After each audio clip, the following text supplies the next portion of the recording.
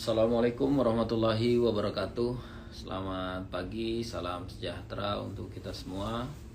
Shalom, Om Swastiastu, Namo Buddhaya, salam kebajikan, salam Pancasila. Alhamdulillah, wassalatu wassalamu ala rasulillah Sayyidina Muhammadin wa ala alihi wa sahbihi ajma'in. Masyarakat Palu, warga kota Palu yang saya cintai, yang saya hormati dan saya muliakan. Alhamdulillah di hari ini di tanggal 3 ya, tanggal 3 Desember kembali saya menyapa kita, menyampaikan kepada kita beberapa laporan yang disampaikan oleh kita masyarakat, kita warga ke website Lapor Wali Kota Palu, di mana kembali saya akan memberikan jawaban dan menanggapi laporan yang masuk ini yang belum mendapatkan respon balik dari OPD-OPD terkait. Yang pertama, Pak, saya ditolak dari pihak Kelurahan Lolu Selatan untuk membuat surat keterangan tidak mampu. Alasannya karena saya tidak terdaftar di DTKS, Data Terpadu Kesejahteraan Sosial. Sebenarnya pihak kelurahan bisa masukkan data baru atau menyimpan data saya untuk diusulkan apabila ada penerimaan data kembali. Berarti masih ada warga yang membutuhkan bantuan dari pemerintah. Terkait hal ini, ya, saya sudah sampaikan kepada Dinas Sosial untuk berkomunikasi dengan kelurahan bahwa semua permohonan masyarakat harus diproses, harus diverifikasi, dipastikan. Dan pastikan juga masyarakat harus dilayani dengan baik dan dalam kondisi apapun.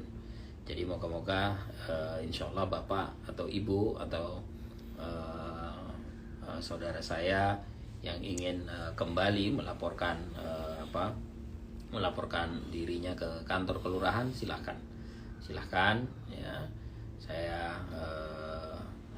pastikan bahwa insya Allah akan dilayani dengan baik dan akan dilakukan verifikasi untuk memastikan semuanya sesuai atau tidak. Terima kasih. Yang selanjutnya, Pak, tolong diperjelas layanan online Capil Palu. Buka layanan online tapi begitu dihubungi nomor WA yang diberikan, websitenya tidak jelas. Yang satunya tidak dibalas sama sekali padahal pesan terkirim, dan yang satunya lagi suruh ke bagian informasi Capil. Suka bingung sistem online ini dibuat kalau hanya mempersulit. Kasihan yang tidak bisa datang langsung dikarenakan memiliki anak yang notabene tidak bisa titip atau tidak mau harus dibawa-bawa. Pertama, bahwa layanan aplikasi atau WA yang dibuat oleh Dinas Terpadu ini sesungguhnya adalah untuk memudahkan, tidak untuk menyulitkan. Ya, hanya saja mungkin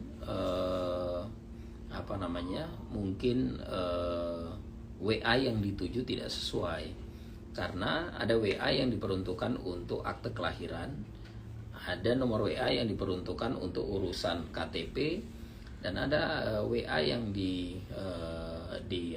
nomor perbaikan atas hal ini. Dan dalam waktu 1-2 hari atau secepatnya kita akan kembali mengedarkan kepada masyarakat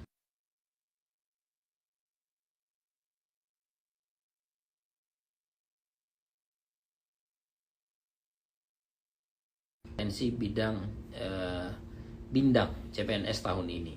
Sedangkan untuk melengkapi dokumen dari instansi yang telah kita pilih, kita diwajibkan melengkapi berkas surat keterangan tes kejiwaan, tes kesehatan paru-paru, kesehatan jantung, dan tes buta warna. Total tesnya 1,2 juta, Pak.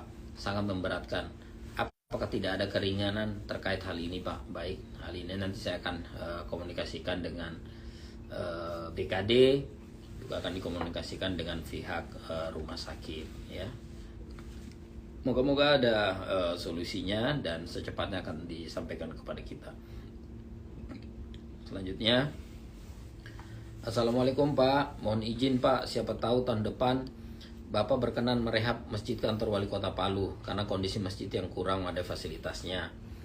Kipas angin, AC, ruang tunggu, dan karpet masjid serta dinding masjid yang retak bekas gempa sekarang masih belum diperbaiki. Mohon ditanggapi Pak, demi kenyaman beribadah, karena setiap sholat itu jamaah mandi keringat, sangat panas dalam, dan juga struktur pengurus saja tidak ada tindakan untuk mengurus Masjid Wali Kota Palu. Baik, sesungguhnya kemarin sudah ada anggaran yang dipersiapkan untuk masjid. Hanya kita berharap bahwa pembangunan pembangunan kantor wali kota baru ya bisa kita mulai di tahun depan, maka kemudian kita mengalokasikan ke lain agar supaya pembiayaan nanti satu kaligus gitu. Tapi terkait hal ini saya akan evaluasi kembali dan insya Allah kita akan lakukan perbaikan ya agar supaya kita yang melaksanakan ibadah insya Allah bisa melaksanakan ibadah dengan baik dan khusyuk. Selanjutnya, sepupu kami bersekolah di TK Pembina yang sepemahaman kami adalah sekolah negeri binaan Pemkot Palu. Hari ini para orang tua murid rapat dan melihat bahwa kelas dan fasilitas kelas sudah kurang memadai untuk proses pembelajaran. Yang kami ingin tanyakan, apa boleh dana swadaya orang tua murid digunakan untuk beli inventaris kelas seperti meja guru, meja murid, orden dan lain-lain, menghindari teman auditor ke depannya. Kami memperoleh informasi bahwa kekurangan fasilitas sekolah sudah didata tapi belum ada tindakan lanjutnya. Terkait hal ini saya akan cek langsung ya, walaupun beberapa waktu yang lalu saya sudah mengunjungi TK ini ya. Hanya usulan dari TK belum masuk ya, tapi nanti akan saya cek kembali. Terkait dengan keinginan kita untuk berswadaya, sesungguhnya tidak ada masalah ya. Siapa yang ingin berkontribusi, siapa yang ingin memberikan sumbangannya, silakan ya, selama pihak sekolah tidak mewajibkan ya, Kalau diwajibkan atau dipaksakan maka itu yang tidak boleh. Tapi bagi masyarakat atau kita warga atau orang tua murid yang ingin berkontribusi dan memberikan sumbangannya, silahkan. Insya Allah itu akan menjadi amal jariah. Terima kasih Ibu Bapak yang menyampaikan hal ini. Selanjutnya, Assalamualaikum warahmatullahi wabarakatuh, Pak Tabe ya. Ini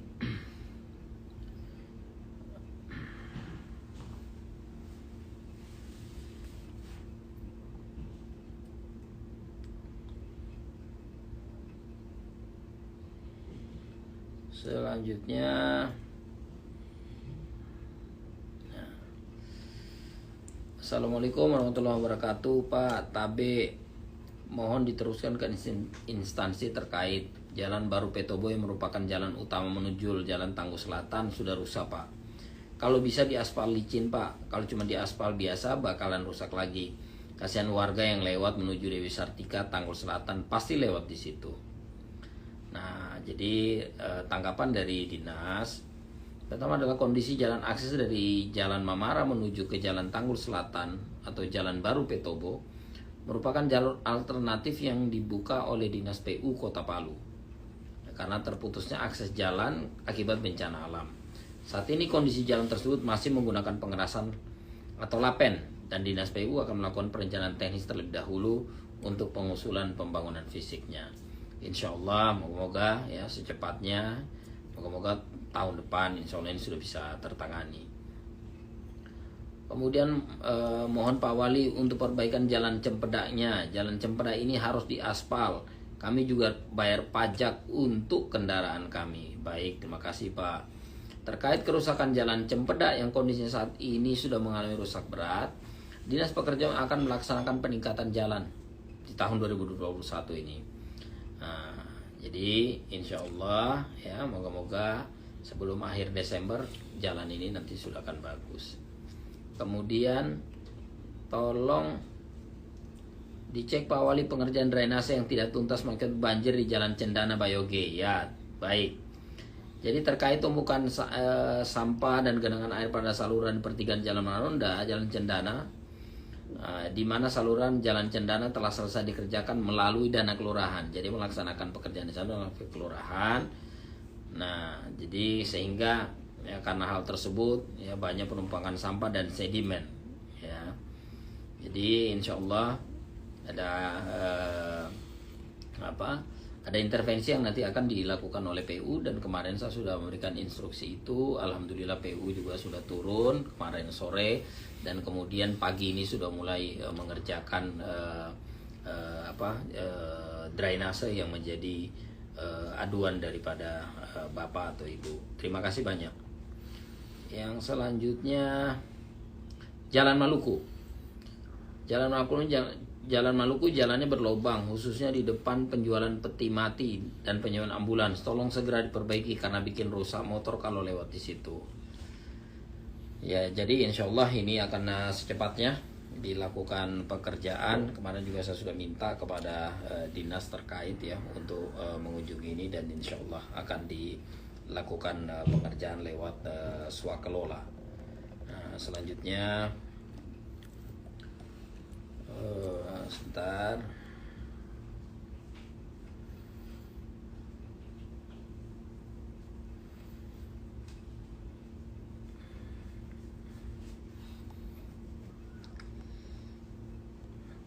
Nah, selanjutnya air PDAM di BTN Silae. Dari semenjak bencana tidak pernah jalan lagi, Pak. Keluarga saya termasuk golongan orang yang tidak mampu bikin sumur sunti, Pak. Baik, ya. Hal ini akan saya tindak lanjuti secepatnya. Kemudian permasalahan pungutan parkir liar di lokasi Alfamidi Jalan Garuda. Terdapat oknum masyarakat meminta parkir yang mengatasnamakan Dinas Perhubungan Kota Palu. Padahal di depan Alfamidi Garuda sudah dipasang pengumuman bebas parkir. Setelah saya tanyakan, bukti karcis parkir bersangkutan tidak dapat menunjukkan. Penjelasan dari petugas Alfamidi, mereka ternyata juga bukanlah petugas Alfamidi. Berdasarkan lokasi pemungutan juga tidak sesuai dengan ketentuan terkait retribusi parkir. Jadi indikasi ada pemungutan parkir liar karena pelaksanaan tidak sesuai dengan Perda tentang pajak dan retribusi parkir. Terkait laporan ini, kemarin sore saya sudah instruksikan Dinas Perhubungan untuk melakukan penertiban, dan alhamdulillah ya saudara kita yang terlaporkan ini kemarin sudah ditertibkan dan sudah diberikan pemahaman ya. Moga-moga insya Allah bisa kejadian tidak berulang lagi. Kemudian mohon maaf Pak Wali, mau sampaikan keluhan terhadap pelayanan Puskesmas Kamunji, khususnya pegawai Puskesmas Kamunji mengeluarkan rujukan pelayanan sangat tidak baik, Pak. Tidak ramah, bahkan terkesan buruk pelayanannya. Saya hanya bertanya dengan baik-baik tapi dijawabnya kasar serta sikapnya amat sangat buruk. Tolong Pak ditegur. Ya. Assalamualaikum warahmatullahi wabarakatuh. Saya ingin melaporkan kembali atas beberapa laporan tadi yang tersampaikan, tapi dikarenakan gangguan sehingga tidak tersampaikan jawabannya kepada kita. Terkait dengan keluhan atas pelayanan Puskesmas Kamunji, yang mana pegawai Puskesmas Kamunji yang mengeluarkan rujukan pelayanan sangat tidak baik, tidak ramah, bahkan terkesan buruk pelayanannya, dan meminta untuk dilakukan peneguran terhadap pegawai tersebut. Jadi Bapak, Ibu, saudara saya, insya Allah hal ini akan saya tindak lanjuti. Kemarin juga sudah saya sampaikan ya kepada dinas terkait untuk memberikan teguran kepada yang bersangkutan, dan insya Allah saya akan tindak lanjuti kembali nanti insya Allah di beberapa hari mendatang. Moga-moga hal ini tidak akan berulang kembali, dan insya Allah ini akan menjadi perhatian terhadap yang lain, dan insya Allah kami berusaha untuk memberikan pelayanan yang semakin baik kepada kita. Dan yang terakhir, terkait dengan Bapak, apakah benar kalau kami memakai fasilitas pemerintah dikenakan bayaran? Contoh, memakai lapangan GOR Siranindi kami disuruh bayar 300.000 per hari ke KONI. Total kalau kami buat pertandingan 12 hari berarti 3.600.000. Belum lagi kami juga membayar lapangan 2,5 juta ke tuan tanah yang memegang GOR Siranindi. Pertama saya sampaikan bahwa GOR Siranindi itu adalah milik Provinsi Sulawesi Tengah, bukan milik pemerintah Kota Palu. Nah, tetapi oleh karenanya, terkait hal tersebut, ya kami coba akan cek, dan ya moga-moga bisa memberikan keringanan kepada kita. Cuman mungkin satu juga yang perlu diketahui bahwa Gor Siranindi ataupun contoh misalnya seperti Taman Gor, ya, ini adalah milik masyarakat. Ini adalah milik masyarakat, sehingga masyarakat silakan gitu memanfaatkan fasilitas ini. Hanya saja ketika kita melaksanakan kegiatan yang kemudian membatasi penggunaan oleh masyarakat yang lain, maka mungkin dikarenakan hal tersebut maka pemerintah mengenakan biaya pemeliharaan atau apapun lah yang namanya. Tapi moga-moga ini akan menjadi perhatian, menjadi catatan gitu bagi kita semua. Nah, jadi mungkin ini saja yang dapat saya sampaikan sebagai klarifikasi kembali, ya, karena sempat terpotong dan kemudian tidak didengarkan oleh kita secara audionya. Terima kasih. Waalaikumsalam warahmatullahi wabarakatuh.